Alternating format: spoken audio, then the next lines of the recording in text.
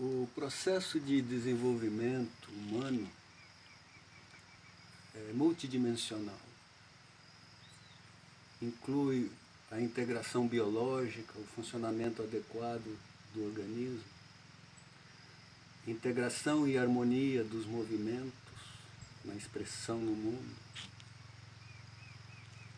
a capacidade cognitiva de organizar o pensamento, pensar abstratamente, a percepção que se sutiliza e pode perceber os aspectos mais sutis da existência, e a própria consciência mesmo, que é o mecanismo de absorção de conhecimento no mundo. Em biodança nós aprendemos que o desenvolvimento não se dá com a ruptura dos limites. Aprendemos a respeitar os limites. Desde que iniciamos no processo de biodança, escutamos: respeite o limite do outro, não rompa os próprios limites, aprenda a reconhecer os próprios limites. Algumas pessoas, ou alguns de nós, às vezes entendemos isso como uma limitação. Ater-se ou manter-se dentro dos próprios limites significa a não possibilidade de ir além. Mas é uma leitura equivocada. Vygotsky disse, ou descobriu, que existe uma zona de desenvolvimento proximal um pouco além da zona de desenvolvimento atual. Nós podemos fazer coisas de uma maneira natural, eu diria, um pouco além daquele máximo que nós pensamos que é a nossa capacidade. Então, o lugar do crescimento humano está na zona de desenvolvimento proximal, um pouco além daquele máximo que nós pensamos ser. Podemos exercitar essa possibilidade. O limite está vinculado a essa possibilidade. A autorregulação, por exemplo, a progressividade, a relação retroalimentada com a realidade, todos esses três elementos básicos em biodança estão relacionados ao limite. O limite é o exercício da possibilidade plena.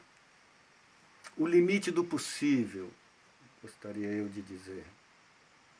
Exercitamos aquilo que é possível completamente, a cada momento, em todos os aspectos, no nosso movimento. Quando foi, por exemplo, a última vez que nós sentimos a força dos nossos músculos? Vivemos uma vida mais ou menos confortável, sem nos aproximarmos do esforço. O esforço necessário para chegar no limite, não o esforço para romper o limite. Encontrar a nossa capacidade plena, biológica, animal, por que não dizer?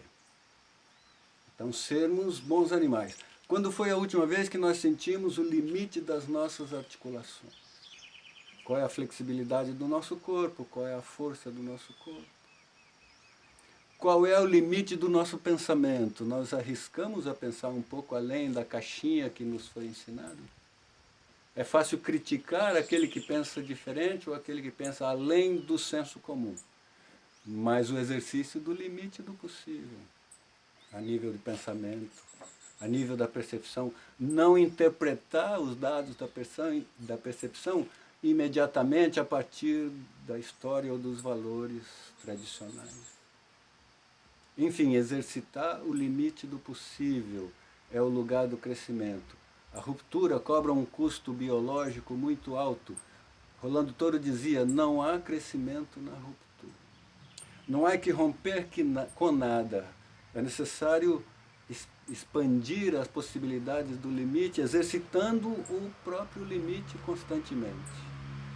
Aquele lugar em que o coração bate mais forte. É aí o lugar do crescimento. Vinculado à palavra limite, então nós temos o respeitar o possível sem romper-se, mas também exercitar o limite para expandi-lo. O limite é flexível.